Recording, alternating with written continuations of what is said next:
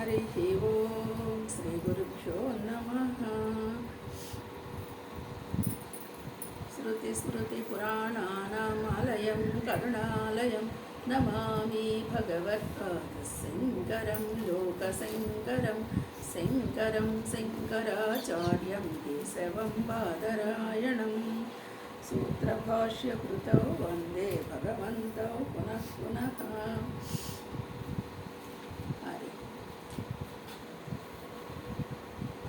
శ్రీమద్భగవద్గీత ఆత్మసంయమయోగः షష్ఠాధ్యాయం.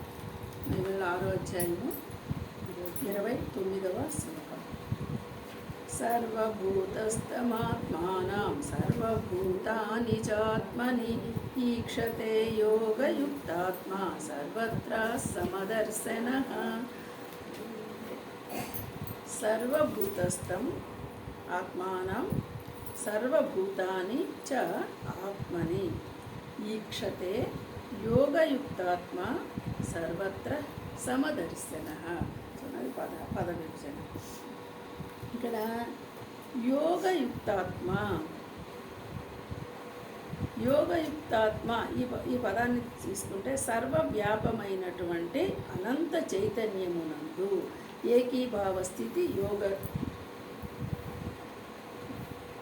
కలిగి ఉండడము. అంటే నిన్న క్రితం క్లాసులో మనం అనుకున్నాము, అంతటా పరమాత్మని దర్శించగలిగిన వాడు. ఆ మాటను ఒక్కసారి గుర్తు తెచ్చుకుంటే సర్వవ్యాపకమైన అనంత చైతన్యమునందు. ఇప్పుడు ఎట్లా పరమాత్మ ఎక్కడున్నాడు అంటున్నాము మనము? ఎలా దర్శించాలి పరమాత్మని? ఏ విధంగా దర్శించాలి మనము? అంతటా నిండి ఉన్నవాడిగా గుర్తించాలి. ఇక్కడ గుర్తించటము, దర్శించటము అంటే గుర్తించటము. ఇప్పుడు సర్వత్రా అంతటా సర్వవ్యాపమై ఉన్నటువంటి పరమాత్మ, ఇలా గుర్తించిన పరమాత్మ ఏ రూపంగా నువ్వు గుర్తించగలిగావు? చైతన్య రూపముగా. అన్ని ప్రాణులలో చైతన్య రూపముగా పరమాత్మని గుర్తించాలి. అలాంటి స్థితిని మన ఆత్మ యందు కూడా, అంటే నీ ఆత్మ అంటే ఇక్కడ నీవనే అనుకోవాలి, నీ అందు కూడా, అంటే అంతటా ఉన్నవాడు అన్ని చైతన్య రూపముగా అని నీవు గుర్తించగలగాలి. అలా గుర్తించగలిగిన వాడు సమభావముతో, ఇప్పుడు ఎలా చూస్తాడు? అన్నిటినీ సమభావంతో చూస్తాడు. ఇక్కడ అన్నిటినీ అంటే ఏంటి? వస్తు ప్రపంచమా, జీవ జంతు జాలం ఏదైతే ఉందో మొత్తం అన్నీ సమానమే. ఇప్పుడు భగవంతుడి దృష్టిలో ప్రతి జీవి, ప్రతి ప్రాణిలో పరమాత్మ ఉన్నాడు. కాబట్టి మనము ఆ జీవులన్నింటినీ సమంగానే చూడగలగాలి. 9వ అధ్యాయంలో చెప్తాడు కదా శ్లోకం, నిచైవ స్వపాకేచ పండిత సమదర్శి. దీని కంటిన్యూషన్ అక్కడ మనం అర్థం చేసుకోవాలి. అలా ఈ అంతటా ఉన్నటువంటి పరమాత్మ ఇలా చూడగలిగిన వాడినే మనము యోగి అనగలుగుతున్నాము. ఇలా చూడగలిగిన వాళ్ళనే యోగి అనగలుగుతున్నాము. అలాంటి యోగి తన ఆత్మను సర్వ ప్రాణులందు స్థితమై ఉన్నట్లు. ఇప్పుడు చూడండి, మరి మనమే అప్పుడు ఇలా తెలుసుకున్నవాడు తాను ఎక్కడున్నాను అనుకుంటున్నాడు? తానేమన్నా సపరేట్గా ఉన్నాడా? ఇంకా తనకి తెలిసింది కాబట్టి పరమాత్మ నేను ఒక్కడిని వేరు అనుకుంటున్నాడా? లేదు. అంటే అన్నిటితో పాటు నేను కూడా. అందుకే భాగవతంలో చెప్పే మాట, అన్నిటిల్లో తానున్నాడు, తనలో అన్నీ ఉన్నాయి. అన్నిటిల్లో తానున్నాడు, తనలోనే అన్నీ ఉన్నాయి. మరి ఈ భావం అర్థం కావాలి అంటే కొంచెం లోతుగా ఆలోచించగలగాలి.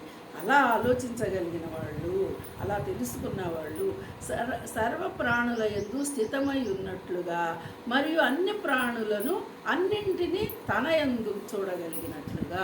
ఈ మాట అది. అంటే అంతటా తానున్నాడు, తనలో అన్నీ ఉన్నాయి. ఈ భావాన్ని అర్థం చేసుకోగలిగినప్పుడు అలాగే మనము ఆ పరమాత్మని దర్శనాన్ని చెయ్యగలిగిన వాళ్ళమే ఉంటాము. ఇలాంటి వాళ్ళే యోగులు, మహాత్ములు అని చెప్తున్నారు. అయితే ఇక్కడ ఈ శ్లోకంలో చెప్పినట్టు మనం అర్థం చేసుకోవాలి అంటే మన స్థితి ఎలా ఉండాలి? మన స్థితి మనకి మామూలుగా మనం ఏం చెప్తాం? ప్రతి ఒక్కళ్ళు చెప్పే మాట ఏముందమ్మా, భగవంతుడు సర్వవ్యాపి, అన్నిటిలో ఉన్నాడు, అంతటా ఉన్నాడు, గుర్తించగలిగితే చక్రి సర్వోపగతుండు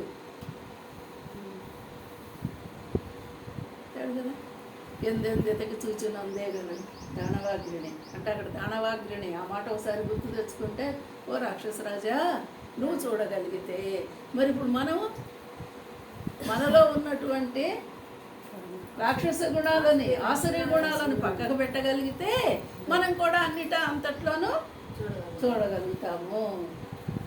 అంటే మరి మనలో ఆసురీ గుణాలను పోగొట్టుకోకుండా పరమాత్మను దర్శించాలి అంటే సంభవమేనా? ఆలోచించండి. కానీ ఆసురీ లక్షణాలను కూడా మనము ఈ శ్లోకంలో ఆసురీ లక్షణాలు మనకి నెక్స్ట్ మళ్ళీ వస్తుంది. కానీ ఎందుకంటే ఉపనిషత్తు దాకా వస్తున్నారు కాబట్టి ఇది కూడా కొంచెం మీరు అర్థం చేసుకుంటారు. కాబట్టి ఇక్కడ మనం ఈ అనంత చైతన్యమునందు ఏకీభావ స్థితి కలిగి అలాగే పరమాత్మని సమభావంతో చూస్తూ సర్వప్రాణుల యందు స్థిరమై ఉన్నవాడుగా, ఇంకెక్కడా మార్పు లేదు. ఈ విధంగా తెలుసుకున్న వాళ్ళే పరమాత్మ యందు తన ఆత్మయందు కూడా పరమాత్మని దర్శిస్తారు. అంటే ఏకీభావంతో ఉండగలుగుతారు. మనకి 6వ అధ్యాయంలో చెప్పే ప్రతి శ్లోకము నీ ఆత్మ, నీవు ఆత్మ గురించి ఆత్మతత్వాన్నే చెప్తుంది. కాబట్టి జాగ్రత్తగా ఆ పరమాత్మ స్వరూపాన్ని నేనే అనేసి గుర్తించుకోగలగడము ఈ శ్లోకంలో చెప్తున్నా. అలాగే అంతటా కూడా పరమాత్మని చూడగలగటము. హరి ఓం.